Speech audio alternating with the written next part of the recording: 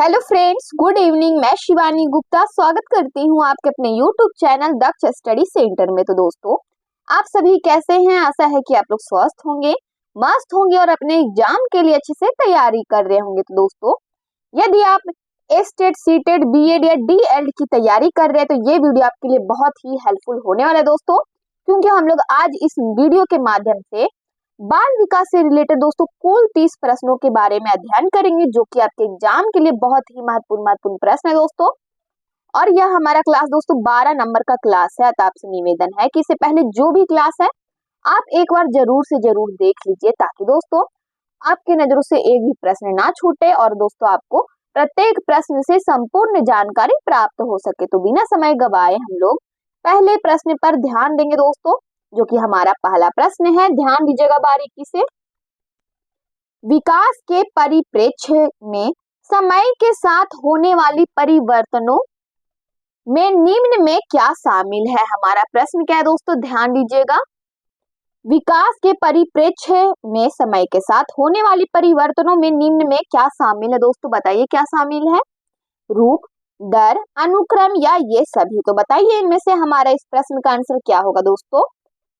विकास के परिप्रेक्ष्य में समय के साथ होने वाले परिवर्तनों में रूप भी शामिल है दोस्तों, दर भी शामिल है, अनुक्रम भी हो जाएगा दोस्तों हमारा, अर्थात डी ऑप्शन इसका आंसर हो जाएगा। क्या होगा? उपयुक्त सभी। अगले प्रश्न पर इसी प्रकार ध्यान दीजिएगा। गर्भ में बालक को विकसित होने में कितने दिन लगते हैं? बताइए दोस्तों, बहुत ही महत्वपूर्ण प्रश्न है दोस्तों आपके एग्जाम के लिए। आपके एग्जाम में दोस्तों पूछा गया प्रश्न है। तो बताइए इनमें से हमारा क्या होगा? 150 दिन, 280, 390 या फिर 200, 460 दिन। तो बताइए इनमें से हमारा क्या आंसर होगा दोस्तों?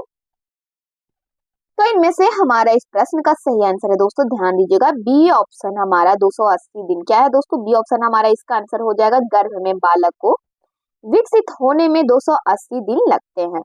दोस्तों, यदि आपको कोई भी प्रश्न का आंसर आ रहा है तो कमेंट बॉक्स में दोस्तों बताने में आप बिल्कुल से बिल्कुल मत हिचकिचाइएगा दोस्तों।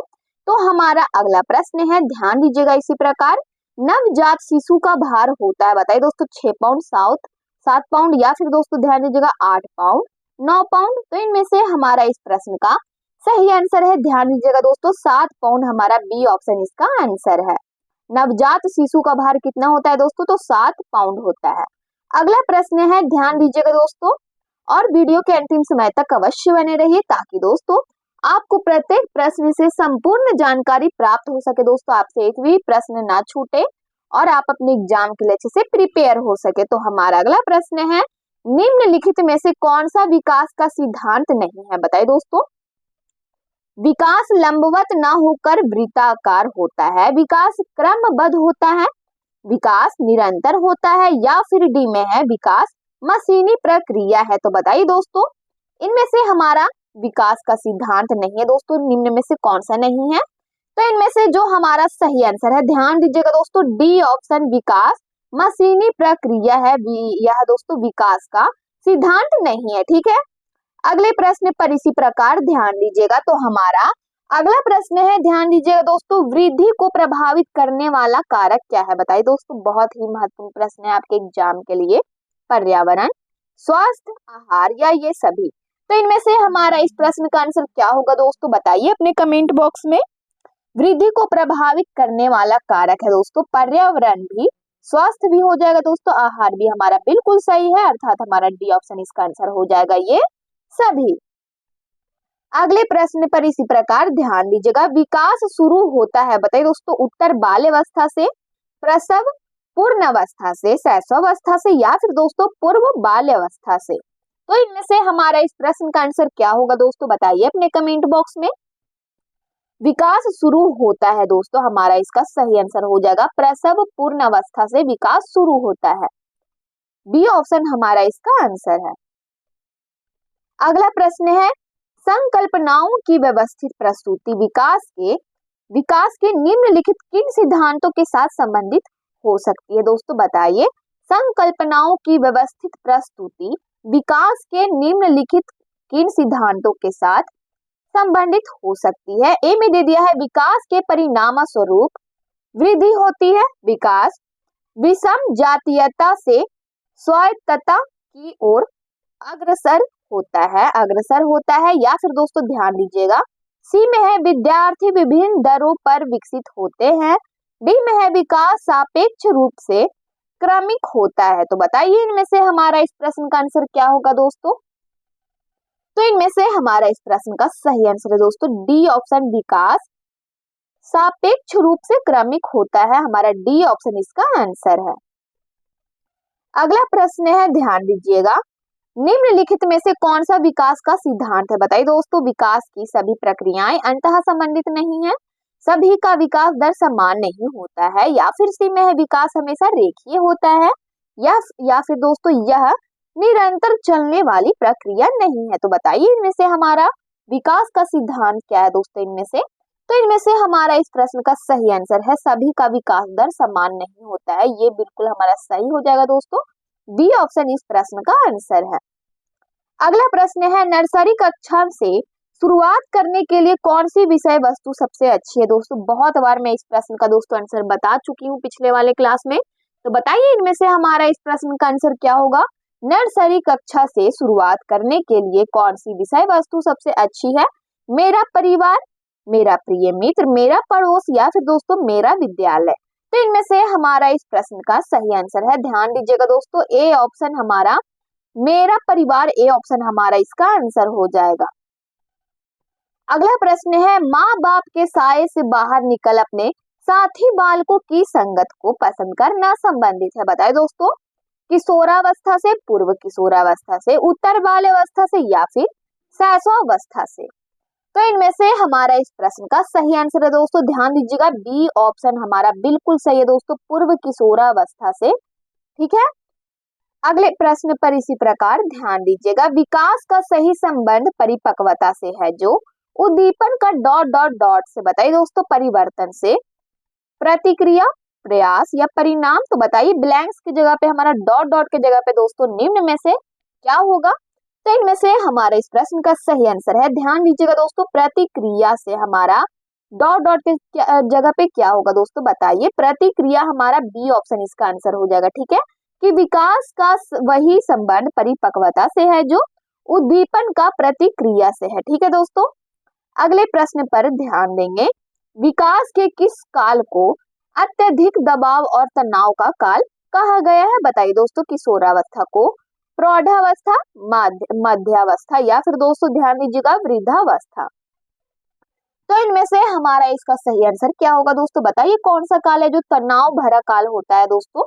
तो इनमें से जो हमारा सही आंसर है, ध्यान दीजिएगा दोस्तों बारीकी से, ए ऑप्शन हमारा किशोरावस्था इसका आंसर सही हो जाएगा दोस्तों, कि विकास के किस काल को अत्यधिक दबाव और तनाव का काल कहा गया है, तो किशोरावस्था को। ठीक है, ध्यान दीजिएगा दोस्तों, ए ऑप्शन हमारा इसका आंसर हो जाएगा। अगले प्रश्न पर इसी प्रकार ध्यान दीजिएगा, निम्नलिखित में से कौन सा आयु समूह परवर्ती बाल अवस्था श्रेणी के अंतर्गत आते हैं 11 से 18 वर्ष, 18 से 24 वर्ष, जन्म से 6 वर्ष, या फिर दोस्तों 6 से 11 वर्ष। तो बताइए इनमें से हमारा इस प्रश्न का आंसर क्या होगा दोस्तों अपने कमेंट बॉक्स में। निम्नलिखित में से कौन सा आयु समूह परिवर्ती बाल अवस्था श्रेणी के अंतर्गत आते हैं दोस्तों, तो हमारा डी ऑप्शन हमारा इसका आंसर हो जाएगा दोस्तों, 6 से 11 वर्ष। ठीक है, डी ऑप्शन हमारा इसका आंसर हो जाएगा, 6 से 11 वर्ष आयु समूह परिवर्ती बाल अवस्था श्रेणी के अंतर्गत आते हैं। ठीक है, तो डी ऑप्शन हमारा इसका आंसर है। अगला प्रश्न है दोस्तों, ध्यान दीजिएगा, शैशव काल की अवधि है। बताइए दोस्तों, शैशव काल की अवधि क्या है दोस्तों। इनमें से ए में दे दिया है जन्म से 1 वर्ष तक, जन्म से 2 वर्ष तक, जन्म से 3 वर्ष तक, या फिर 2 से 3 वर्ष तक। तो इनमें से हमारे इस प्रश्न का सही आंसर क्या होगा दोस्तों, बताइए शैशव काल की अवधि कितने से कितने वर्ष तक है दोस्तों, तो जन्म से 2 वर्ष तक, हमारा बी ऑप्शन इसका आंसर हो जाएगा। अगला प्रश्न है, विकास डॉट डॉट डॉट से डॉट डॉट डॉट की ओर बढ़ता है। बताइए दोस्तों, समान से विशिष्ट की ओर बढ़ता है, विकास जटिल से कठिन की ओर बढ़ता है, या फिर दोस्तों ध्यान दीजिएगा सी में है विकास विशिष्ट से सामान्य की ओर बढ़ता है, या फिर दोस्तों साधारण और आसान। तो डॉट डॉट के जगह पे हमारा दोनों में से क्या होगा दोस्तों, बताइए। दोनों ब्लैंक की जगह पे हमारा निम्न में से क्या होगा? तो इनमें से हमारा इस प्रश्न का सही आंसर है, ध्यान दीजिएगा दोस्तों, ए ऑप्शन हमारा सही है दोस्तों कि विकास सामान्य से विशिष्ट की ओर बढ़ता है। हमारा दोनों डॉट डॉट की जगह पे क्या होगा दोस्तों, दोनों ब्लैंक्स की जगह पे सामान्य से विशिष्ट की ओर बढ़ता है। ठीक है, अगले प्रश्न पर इसी प्रकार ध्यान दीजिएगा, मध्य बाल अवस्था में भाषा डॉट डॉट डॉट के बजाय डॉट डॉट डॉट अधिक है। बताइए दोस्तों, हमारा दोनों ब्लैंक्स की जगह पे निम्न में से क्या होगा? ए में दे दिया है, ध्यान दीजिएगा, अहम केंद्रित सामाजिकृत, या फिर दोस्तों सामाजिकृत अहम केंद्रित, या फिर दोस्तों जीववादी, या फिर दोस्तों सामाजिकृत। डी में है परिपक्व और अपरिपक्व। तो बताइए दोनों डॉट डॉट के जगह पे हमारा निम्न में से क्या होगा? तो इनमें से जो हमारा सही आंसर है दोस्तों, ध्यान दीजिएगा, सामाजिकृत और अहम केंद्रित, हमारा बी ऑप्शन दोनों ब्लैंक्स की जगह पे हो जाएगा कि मध्य बाल अवस्था में भाषा सामाजिकृत के बजाय अहम केंद्रित अधिक है। ठीक है, बी ऑप्शन हमारा इसका आंसर है। अगला प्रश्न है, निम्नलिखित में से कौन सा कथन विकास और अधिगम के बीच संबंध को सर्वश्रेष्ठ रूप से जोड़ता है? अधिगम विकास के पीछे रहता है, अधिगम और विकास समानार्थक पारिभाषिक शब्द है, या फिर दोस्तों ध्यान दीजिएगा, सी में है अधिगम और विकास एक जटिल तरीके से अंतः संबंधित है, डी में है विकास अधिगम से स्वतंत्र है। तो बताइए इनमें से हमारा इस प्रश्न का आंसर क्या होगा दोस्तों? यदि आपको दोस्तों कोई भी प्रश्न का आंसर आ रहा है तो कमेंट बॉक्स में दोस्तों जल्द से जल्द बताएं। तो हमारा इस प्रश्न का आंसर क्या होगा? निम्नलिखित में से कौन सा कथन विकास और अधिगम के बीच संबंध को सर्वश्रेष्ठ रूप से जोड़ता है दोस्तों? तो इनमें से जो हमारा सही आंसर है दोस्तों, ध्यान दीजिएगा, ऑप्शन की ओर हमारा सी ऑप्शन इसका बिल्कुल सही आंसर है दोस्तों। अधिगम और विकास एक जटिल तरीके से अंतः संबंधित है, हमारा सी ऑप्शन इसका आंसर है। अगला प्रश्न है, ध्यान दीजिएगा, इनमें से कौन सा विकास का एक सिद्धांत नहीं है? बताइए दोस्तों, विकास केवल संस्कृति से शासित और निर्धारित होता है, या फिर बी में है विकास जीवन पर्यंत होता है, जीवन पर्यंत होता है, या फिर दोस्तों ध्यान दीजिएगा, सी में है विकास वंशानुक्रम और पर्यावरण दोनों से प्रभावित होता है, या फिर विकास संशोधन। अगला प्रश्न है, ध्यान दीजिएगा दोस्तों, इनमें से कौन सा विकास का एक सिद्धांत नहीं है? बताइए, विकास केवल संस्कृति से शासित और निर्धारित होता है, विकास जीवन पर्यंत होता है, या फिर दोस्तों ध्यान दीजिएगा, सी में है विकास वंशानुक्रम और पर्यावरण दोनों से प्रभावित होता है, विकास संशोधन योग्य, ध्यान दीजिएगा, विकास संशोधन योग्य होता है। तो बताइए इनमें से हमारा इस प्रश्न का आंसर क्या होगा दोस्तों, अपने कमेंट बॉक्स में। तो इनमें से हमारा इस प्रश्न का सही आंसर है, ध्यान दीजिएगा दोस्तों, ए ऑप्शन। इनमें से कौन सा विकास का एक सिद्धांत नहीं है दोस्तों? तो हमारा ए ऑप्शन इसका आंसर हो जाएगा कि विकास केवल संस्कृति से शासित और निर्धारित होता है, यह कथन हमारा विकास का एक सिद्धांत नहीं है। ठीक है, ए ऑप्शन हमारा इसका आंसर है। अगला प्रश्न है, निम्न में से एक प्राथमिक स्तर के शिक्षक के लिए सबसे महत्वपूर्ण गुण है? बताइए दोस्तों, बहुत ही महत्वपूर्ण प्रश्न है दोस्तों आपके एग्जाम के लिए कि निम्न में से एक प्राथमिक स्तर के शिक्षक के लिए सबसे महत्वपूर्ण गुण क्या है दोस्तों? यदि आप किसी प्रकार के शिक्षक है दोस्तों, या किसी भी प्रकार के शिक्षक बनना चाहते हैं, तो इस प्रश्न का दोस्तों आंसर आप अपने कमेंट बॉक्स में अवश्य बताइए। तो हमारा ए में है शिक्षण विधियों में समक्षता और विषय का ज्ञान, बी में है उच्च मानक भाषा में पढ़ाने की क्षमता, सी में है पढ़ाने की उत्सुकता, डी में है धैर्य और लगन। तो बताइए इनमें से हमारा इस प्रश्न का आंसर क्या होगा दोस्तों, अपने कमेंट बॉक्स में। निम्न में से एक प्राथमिक स्तर के शिक्षक के लिए सबसे महत्वपूर्ण गुण है दोस्तों धैर्य और लगन, हमारा डी ऑप्शन इस प्रश्न का आंसर हो जाएगा। अगले प्रश्न पर इसी प्रकार ध्यान दीजिएगा, निम्नलिखित में से कौन सा विकास का सिद्धांत है? बताइए दोस्तों, यह निरंतर चलने वाली प्रक्रिया नहीं है, बी में है विकास की सभी प्रक्रियाएं अंतः संबंधित नहीं है, सी में है सभी की विकास दर समान नहीं होती है, डी में है, ध्यान दीजिएगा दोस्तों, डी में हमारा क्या है, विकास हमेशा रेखीय होता है। तो इनमें से हमारा इस प्रश्न का आंसर क्या होगा दोस्तों, बताइए अपने कमेंट बॉक्स में। निम्नलिखित में से कौन सा विकास का सिद्धांत है दोस्तों? तो सी ऑप्शन हमारा इसका आंसर हो जाएगा दोस्तों, सभी की विकास दर समान नहीं होती है दोस्तों, हमारा सी ऑप्शन इसका आंसर है। अगला प्रश्न है, ध्यान दीजिएगा दोस्तों, तो हमारा अगला प्रश्न है, यदि विद्यार्थी पाठ में रुचि यदि विद्यार्थी पाठ में अगला प्रश्न है, यदि विद्यार्थी पाठ में रुचि न लेते प्रतीत हो तो शिक्षक को चाहिए कि वह, बताइए दोस्तों, शिक्षण विधि बदल दे, दृश्य श्रव्य सामग्री को प्रयोग में लाकर पाठ को रुचिकर बनाए, या फिर कक्षा से चला जाए, डी में है कक्षा में कोई अन्य कार्य प्रारंभ करे। तो बताइए इनमें से हमारा क्या होगा दोस्तों। यदि आप दोस्तों किसी भी प्रकार के शिक्षक बनना चाहते हैं दोस्तों, तो इस प्रश्न का दोस्तों आंसर आप जरूर से जरूर बताइए।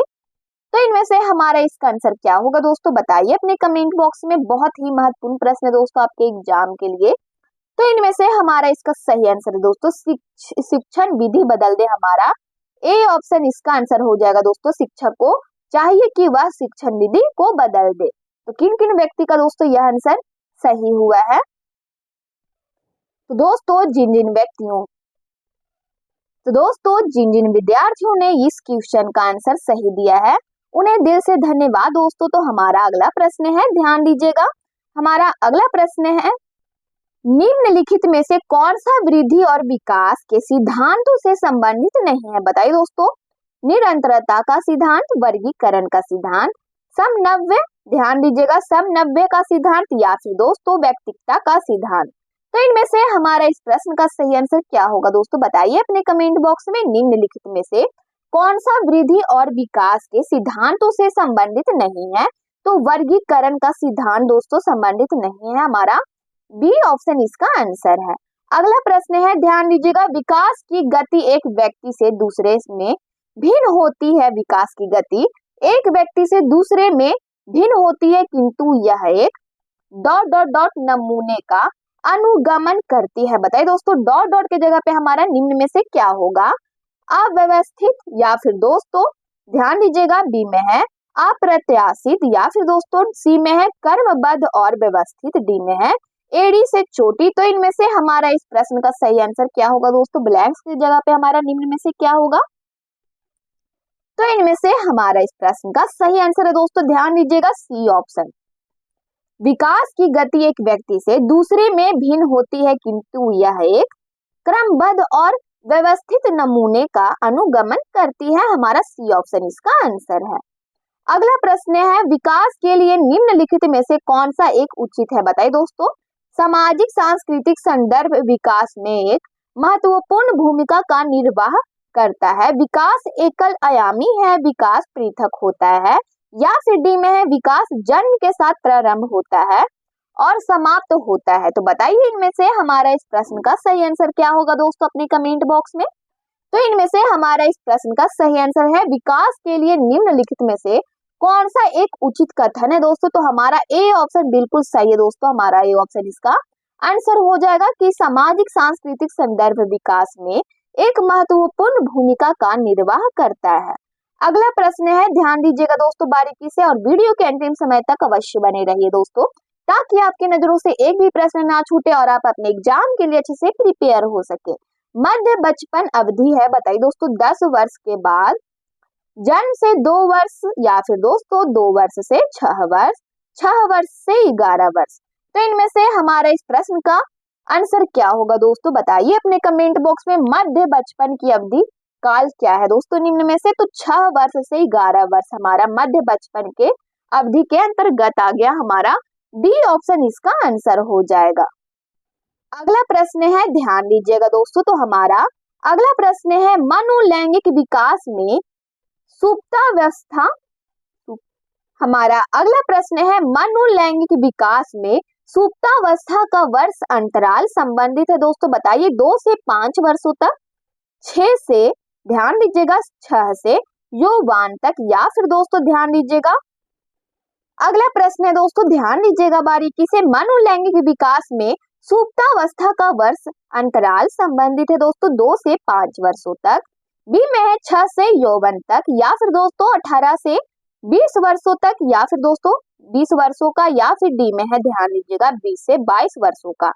तो इनमें से हमारा इस प्रश्न का सही आंसर क्या होगा दोस्तों, बताइए अपने कमेंट बॉक्स में कि मनोलैंगिक विकास में सुप्तावस्था का वर्ष अंतराल संबंधित है दोस्तों तो इनमें से हमारा इस प्रश्न का सही आंसर है बी ऑप्शन दोस्तों हमारा इसका आंसर हो जाएगा। ठीक है, 6 से यौवन तक हमारा बी ऑप्शन इसका आंसर है। अगला प्रश्न है, ध्यान दीजिएगा, निम्न में से कौन सा विकास का सिद्धांत नहीं है? अनुकूलित प्रत्यावर्तन का सिद्धांत, अनुकूलित प्रत्यावर्तन का सिद्धांत बी में है। निरंतर विकास का सिद्धांत, परस्पर संबंध का सिद्धांत डी में है। समान प्रतिमान का सिद्धांत। तो इनमें से हमारा इसका सही आंसर क्या है दोस्तों, बताइए अपने कमेंट बॉक्स में। निम्न में से कौन सा विकास का सिद्धांत नहीं है? तो अनुकूलित प्रत्यावर्तन का सिद्धांत नहीं है। ए ऑप्शन हमारा इसका आंसर है। अगला प्रश्न है, विकास के परिणाम स्वरूप नवीन विशेषताएं और नवीन योग्यताएं प्रकट होती है, यह कथन किसने दिया है? बताइए दोस्तों, यह किसने कहा है? गोसेल, हरलॉक, मेरिडिथ या फिर दोस्तों डी में है डगल्स और हॉलैंड। तो इनमें से हमारा इस प्रश्न का आंसर क्या होगा दोस्तों, बताइए। गोसेल ने कहा है, हरलॉक या दोस्तों मेरिडिथ या डगल्स और हॉलैंड। तो इनमें से हमारा इस प्रश्न का सही आंसर है, ध्यान दीजिएगा दोस्तों, बी ऑप्शन हरलॉक। बी ऑप्शन हमारा इसका आंसर हो जाएगा कि विकास के परिणाम स्वरूप नवीन विशेषताएं और नवीन योग्यताएं प्रकट होती है, यह कथन हरलॉक ने कहा है। हमारा बी ऑप्शन इसका आंसर है। अगला प्रश्न है, इनमें से किनका नाम सुजनन शास्त्र के पिता से जुड़ा हुआ है? हमारा प्रश्न क्या है, ध्यान दीजिएगा दोस्तों, बहुत ही महत्वपूर्ण प्रश्न है आपके एग्जाम के लिए। इनमें से किनका नाम सुजनन शास्त्र के पिता से जुड़ा हुआ है? दोस्तों क्रो एवं क्रो गाल्टन से, या फिर दोस्तों रॉस का, या फिर वुडवर्थ का। तो इनमें से हमारा इस प्रश्न का सही आंसर क्या होगा दोस्तों, बताइए। गाल्टन हमारा बी ऑप्शन इसका आंसर हो जाएगा दोस्तों, सुजनन शास्त्र के पिता से जुड़ा हुआ है गाल्टन। हमारा बी ऑप्शन इस प्रश्न का क्या होगा दोस्तों, आंसर हो जाएगा। तो दोस्तों अगला प्रश्न है, गिरोह अवस्था किस आयु वर्ग एवं विलंब विकास से संबंधित है? बताइए दोस्तों, गिरोह अवस्था किस आयु वर्ग एवं विलंब विकास से संबंधित है? 3 से 6 वर्ष एवं भाषा, बी में है 8 से 10 वर्ष एवं समाजीकरण, सी में है 16 से 19 वर्ष एवं नैतिकता, डी में है 16 से 19 वर्ष एवं संज्ञानात्मक। तो इनमें से हमारा इस प्रश्न का सही आंसर क्या होगा दोस्तों, बताइए अपने कमेंट बॉक्स में। गिरोह अवस्था किस आयु वर्ग एवं विलंब विकास से संबंधित है दोस्तों? तो हमारा इनमें से सही आंसर है, ध्यान दीजिएगा दोस्तों अपने कमेंट बॉक्स में।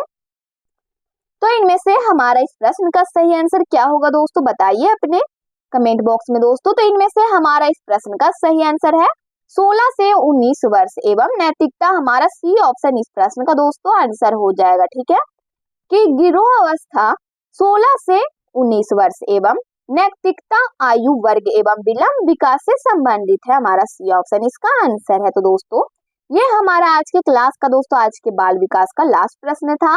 यदि आप चैनल को पहली बार विजिट कर रहे हैं तो चैनल को अवश्य सब्सक्राइब कर ले, बेल आइकन को ऑल में प्रेस कर ले दोस्तों, और वीडियो को लाइक करना ना भूले, अपने स्टडी ग्रुप में जरूर से शेयर कर ले। और दोस्तों आप लोग अपने कमेंट बॉक्स में अपनी प्रतिक्रिया देते रहते हैं दोस्तों, इसके लिए दिल से धन्यवाद। और ऐसे इसी तरह दोस्तों अगर आपको किसी प्रश्न का आंसर आता है दोस्तों,